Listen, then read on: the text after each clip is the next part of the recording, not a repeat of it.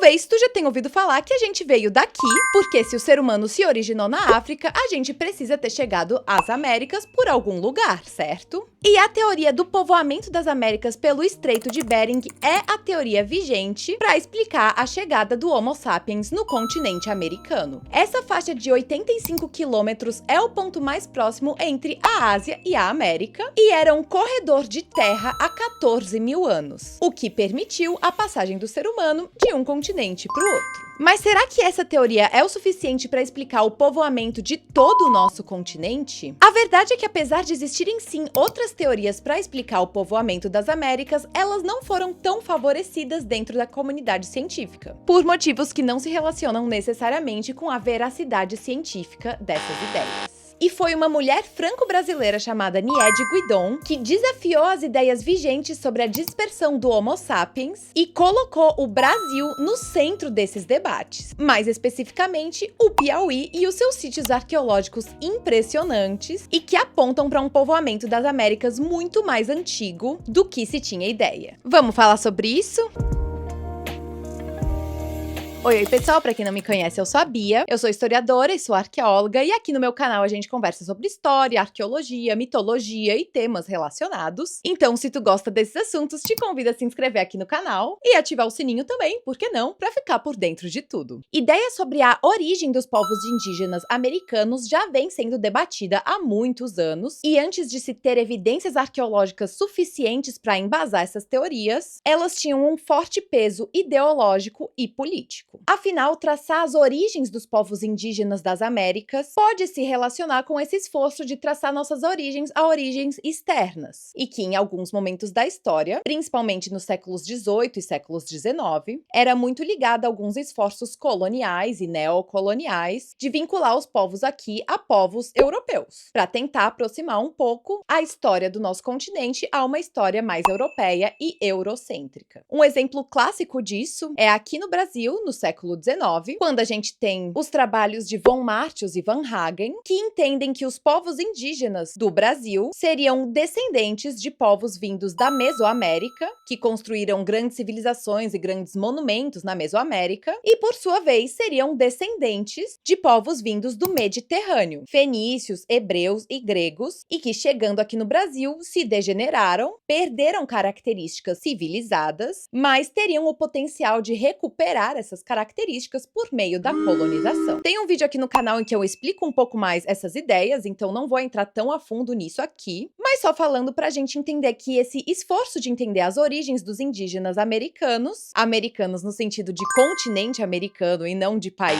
Estados Unidos, historicamente é ligada a algumas ideologias. Aqui nesse vídeo a gente vai falar não sobre esse contexto, mas sim sobre o contexto do século XX, quando a partir de achados arqueológicos, arqueólogos conseguiram começar a traçar de onde realmente vinha o Homo sapiens, ou seja, o ser humano anatomicamente moderno, e como que foi a dispersão do Homo sapiens da África até as Américas. Apesar dessas teorias agora serem embasadas em dados arqueológicos, em dados científicos, e não tanto em ideologias que tinham como objetivo aproximar a nossa história de uma história europeia, esse contexto do século XX também não está livre de ideologias que influenciaram um pouco na aceitação de algumas teorias em detrimento de outras. Mas pra gente começar a falar sobre isso, vamos voltar um minutinho pro século XVIII e falar do naturalista alemão Alexander von Humboldt, que realizou diversas expedições pelas Américas, principalmente América do Sul e Andes, e foi quem primeiro propôs uma espécie de uma unidade racial para os povos indígenas americanos e traçou a origem deles para um povo vindo da Ásia e que aqui nas Américas teria se modificado, se transformado ao longo dos anos. E isso é interessante porque a teoria que traça a chegada dos povos indígenas americanos às migrações vindas do Estreito de Bering também relaciona esses povos a povos asiáticos que teriam migrado ali da região da Sibéria. Porque a verdade é que o ser humano realmente não se originou nas Américas, então a origem dos povos indígenas americanos, se a gente voltar muitos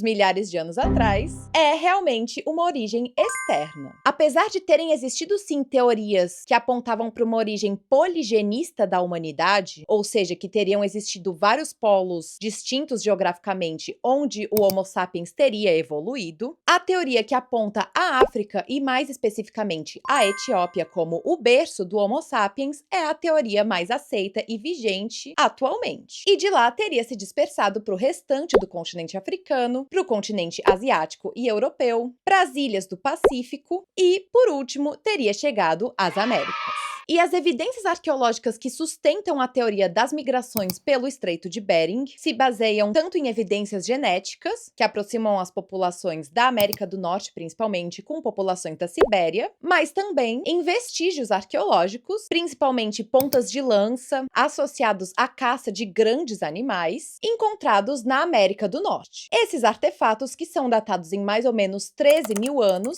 pertencem ao que se chama cultura Clovis. E as teorias iniciais para o povoamento das Américas diziam que por volta de 13 mil anos, quando o nível do mar baixou devido às últimas glaciações, uma ponte se formou entre a Sibéria e o Alasca, e por essa ponte, as populações teriam migrado e chegado à América do Norte. Essas populações da cultura Clovis seriam grupos humanos que dominavam a caça da megafauna, ou seja, animais de grande porte que hoje em dia não existem mais, estão extintos, e teria sido por causa do domínio desse tipo de caça que eles conseguiram migrar para o restante do continente de uma forma um pouco veloz. E é por isso que no restante das Américas teriam outros sítios arqueológicos com mais ou menos a mesma data. Só que uma coisa um pouco particular sobre esse modelo migratório é que no século XX, antes de existirem já técnicas de datação, como a datação por carbono 14, que permite que os arqueólogos entendam a data mais ou menos em que artefatos foram produzidos, pessoas viveram, culturas se desenvolveram, e que permite que teorias possam ser comprovadas ou refutadas com um pouco mais de precisão, esse modelo migratório, que associa as primeiras povoações das Américas a essas populações da cultura Clovis, de 13 mil anos atrás, já começou a se tornar um modelo vigente na arqueologia do continente americano. E por décadas, esse se tornou, sim, não só um modelo, mas um paradigma um pouco que hegemônico para explicar as migrações dos povos e a chegada dos povos, dos primeiros povos às Américas. Nas décadas de 70 e 90, a gente tem quase que um auge do modelo Clovis, em que ele alcança um status meio que dogmático na arqueologia do nosso continente. E vários dados arqueológicos que apontassem para populações mais antigas do que as populações Clovis eram sistematicamente refutados e desacreditados, principalmente por arqueólogos que dominavam os maiores veículos de publicação da época, como o jornal American Antiquity. Mas, Bia, como assim? Então não existiam outras culturas que eram mais antigas à cultura Clovis? Existiam sim, e toda essa teoria, embasada cientificamente, aceita academicamente, foi desafiada por dados arqueológicos encontrados aqui no Brasil, mais especificamente no Piauí. E é aqui que entra uma das figuras mais importantes para a arqueologia brasileira, que é a arqueóloga Niede Guidon. Ela nos deixou recentemente, aos 92 anos de idade, e o legado dela é gigante. Ela, para mim, é uma dessas figuras muito particulares que a gente tem aqui no Brasil. Essas pessoas que se destacam muito nos campos delas, até em um cenário internacional, um cenário global. E a Niede, que era formada em História Natural pela USP e em Arqueologia Pré-Histórica pela Universidade de Sorbonne, na França, dedicou a sua vida ao estudo das pinturas rupestres e outros sítios arqueológicos do Piauí, em onde seria o Parque Nacional da Serra da Capivara. A Niede, quando foi estudar na França, estava fugindo de uma possível perseguição política pelo regime militar, que se iniciava na época, nos anos 60, mas lá na França ela já tinha ouvido falar sobre as pinturas rupestres do Piauí e já tinha muito interesse em estudar essas pinturas. Então, em 1978, ela ajuda a organizar uma missão francesa de arqueólogos que vêm para o Piauí para, enfim, estudar essas pinturas que já exerciam tanto fascínio nela há mais de uma década. No mesmo ano, 1978, ela e um grupo de pesquisadores solicitam que essa área das pinturas rupestres seja protegida pelo governo brasileiro, o que levou à criação do Parque Nacional da Serra da Capivara, e foi também graças graças aos esforços da Nied para que esse parque fosse reconhecido internacionalmente, que mais tarde ele ganhou o status de Patrimônio Cultural da Humanidade pela Unesco. Um status que reconhece, né, a grande importância desse lugar e dos achados da Serra da Capivara para a história, para a arqueologia da humanidade numa perspectiva global. Mas o que tem lá na Serra da Capivara? Nied Guidon e seus colegas descobriram e estudaram mais de 800 sítios arqueológicos na região, sendo que 600 deles tinham pinturas rupestres associadas. E foi em 1986 que ela publicou na revista britânica Nature o achado de lareiras e artefatos humanos datados em 32 mil anos. Eles foram encontrados no sítio do Boqueirão da Pedra Furada, que fica lá na Serra da Capivara, e esse é um sítio bastante controverso na arqueologia, porque as datações dele, em um primeiro momento, não foram aceitas por arqueólogos. Foi considerado que algumas das evidências estudadas, ou seja, esses traços de lareiras, fogueiras, etc., e as camadas sedimentares onde artefatos líticos foram encontrados, foram considerados como geofatos e não artefatos, ou seja, produtos naturais e não criados por mãos humanas. E se eles são produtos naturais, né, resultado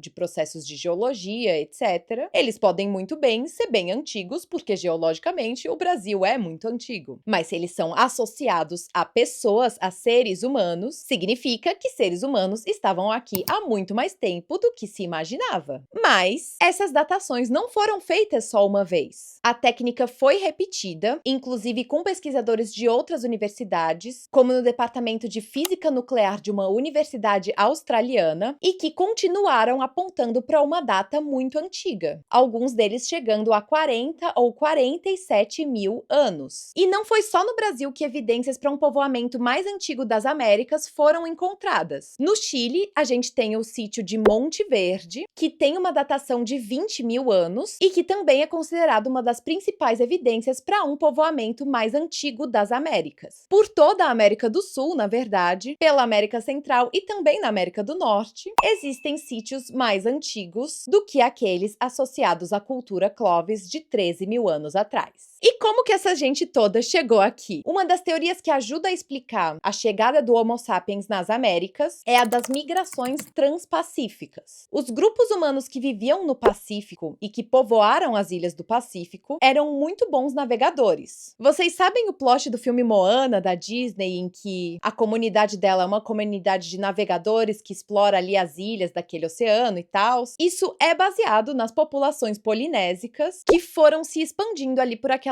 ilhas através da navegação. E a teoria das migrações transpacíficas diz que esses povos podem ter chegado às Américas por meio da navegação, já que ao se expandirem ali por aquela região, eles continuaram navegando em direção leste até eles chegarem no oeste do nosso continente, porque a Terra é redonda, então eles deram uma volta, né? E existem pesquisas genéticas que comparam genes específicos encontrados em populações indígenas sul-americanas e em grupos da Polinésia, e que dizem que realmente existe uma afinidade genética entre essas populações. Então, essas migrações podem ter acontecido e ajudam a explicar o povoamento das Américas e como pessoas chegaram até aqui antes que essa ponte terrestre entre Alasca e Sibéria fosse formada há 13 mil anos. E a questão é, o trabalho da Nied mudou tudo o que a gente sabe sobre o povoamento das Américas e colocou o Brasil no centro desse debate. E o trabalho dela é muito importante por outros motivos também. Ela deu muita voz para as mulheres na ciência, ela gerou empregos na região e é graças ao trabalho dela que a primeira universidade no interior do Nordeste foi fundada, em São Raimundo Nonato, no Piauí, e ela bateu de frente com pesquisadores do resto do continente, porque as ideias dela não foram bem aceitas, assim como de outros pesquisadores do século XX que defendiam uma migração mais antiga do que aquela dos povos da cultura Clovis da América do Norte. Porque se existem tantas evidências para um povoamento mais antigo do nosso continente, por que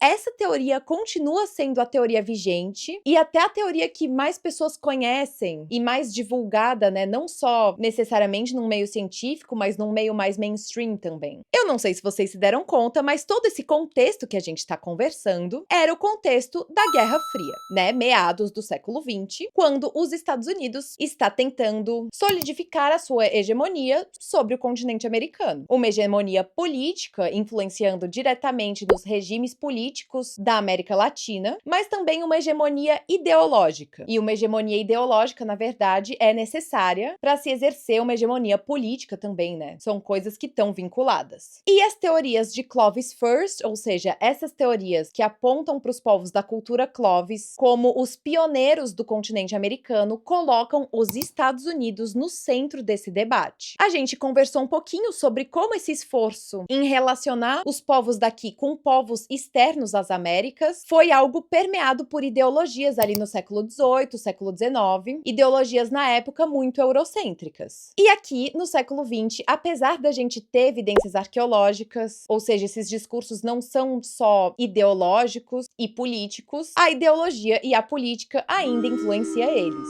E aí eu sei que vocês estão pensando, mas Bia, agora tudo é ideológico, agora tudo é político, a gente tá falando aqui de arqueologia, de uma coisa super científica e até nisso tem ideologia? Gente, eu sinto muito, mas bem-vindos ao mundo real. E a academia, a ciência não tá livre de sofrer as influências das ideologias dominantes, né? Por muito tempo e até hoje, a gente tem estudos sobre sociedades feitos de maneiras muito etnocêntricas e tal, ideias mais decoloniais, que coloquem povos marginalizados historicamente, por exemplo, no centro de debates sobre cultura, debates históricos no geral, ainda não tem tanto espaço na academia, apesar de estarem sim crescendo. E quando a gente fala de povoamento das Américas, a mesma coisa aconteceu. Porque a partir da década de 60, Clovis First, que era uma teoria para o surgimento das populações humanas nas Américas, se tornou uma hegemonia, um paradigma dominante para explicar a chegada dos primeiros indígenas. E esse paradigma foca quase que exclusivamente na América do Norte e principalmente nos Estados Unidos. E colocar os Estados Unidos como meio que um centro fundador de todo o nosso continente é algo que favorece muito essa tentativa ideológica de controlar todo o nosso continente, mesmo que a gente esteja falando de um passado tão recuado. E por mais que essas tivessem sido as primeiras teorias para o povoamento das Américas, quando outras teorias surgem, por exemplo, aquelas defendidas por Nied Guidon, ou os resultados das pesquisas arqueológicas em Monte Verde, elas muitas vezes não são tratadas com a devida seriedade pela comunidade científica, ou as suas evidências são descartadas com um rigor científico muito grande que não necessariamente se tinha quando se tratava das evidências arqueológicas associadas à cultura Clovis. E a arqueóloga brasileira Adriana Schmidt Dias, que estuda o povoamento das Américas e essas ideologias por trás de entender o povoamento das Américas, diz que nas conferências, nos debates científicos da época, existia uma espécie de dois pesos, duas medidas, quando se tratava principalmente da datação desses sítios arqueológicos, ou seja, os sítios arqueológicos dos Estados Unidos são tratados com uma rigorosidade metodológica muito mais flexível, enquanto os sítios latino-americanos precisam de muitos mais critérios para que as suas datações sejam consideradas legítimas. Tem também um trabalho muito interessante de uma arqueóloga indígena dos Estados Unidos, que se chama Paulette Steeves, e é uma das grandes vozes contemporâneas para uma arqueologia mais decolonial e que fala muito sobre essas ideologias por trás do povoamento das Américas, e ela nos diz que, quando discuto sítios pré-Clovis no hemisfério ocidental com acadêmicos americanos e arqueólogos, muitos se apressam em refutar a legitimidade dos sítios pré-Clovis. Muitos estudantes e acadêmicos argumentam que existem apenas alguns sítios pré-Clovis e que eles não são realmente legítimos. No entanto, após conversar mais com esses estudantes e acadêmicos, constatei que a maioria desconhecia a literatura sobre os sítios que consideravam controversos. Ou seja, falando que muitas pessoas se apressam em dizer que essas evidências não são legítimas, sem conhecer muito sobre essas evidências, sobre esses sítios arqueológicos e sobre o trabalho que foi feito neles. E que realmente refutar sítios pré-Clovis se tornou quase que um hábito dos acadêmicos. Mas o fato é que esses sítios surgiam porque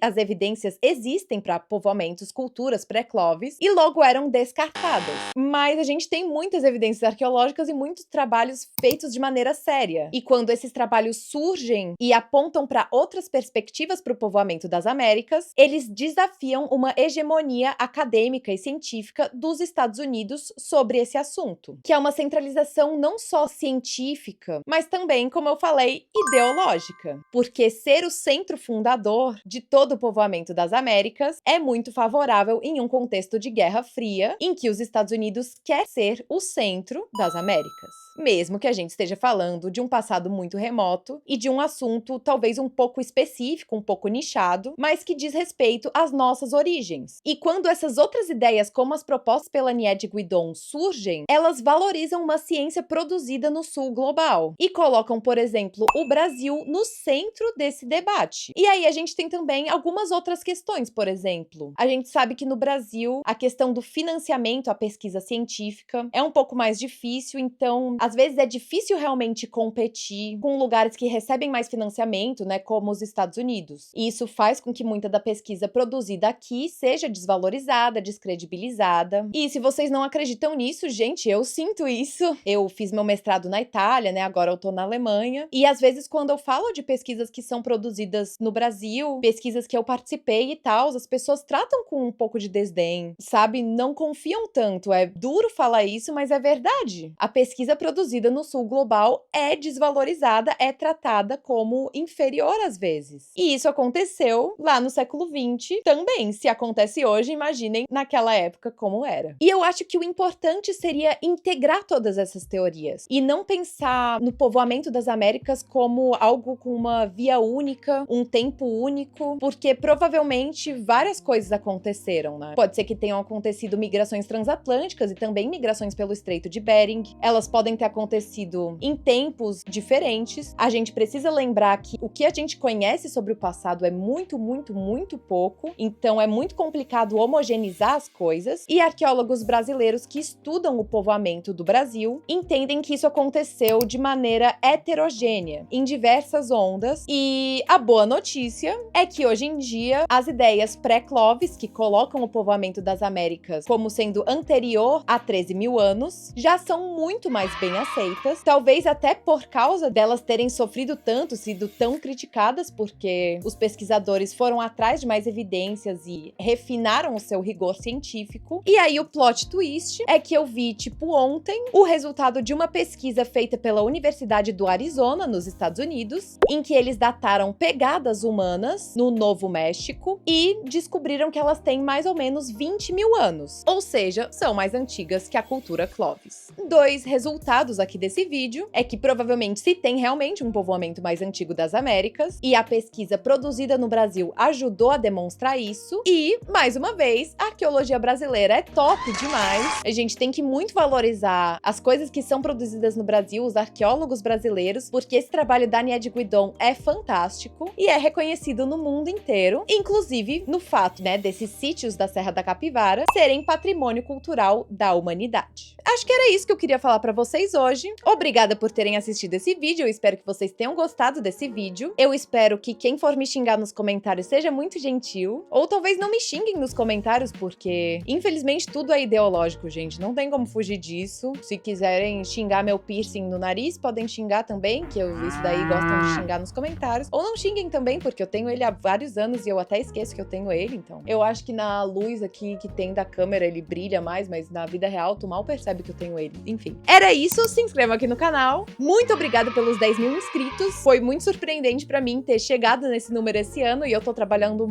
com muito carinho nesse canal, então eu fico muito, muito, muito feliz. Obrigada de coração, um beijo e até mais!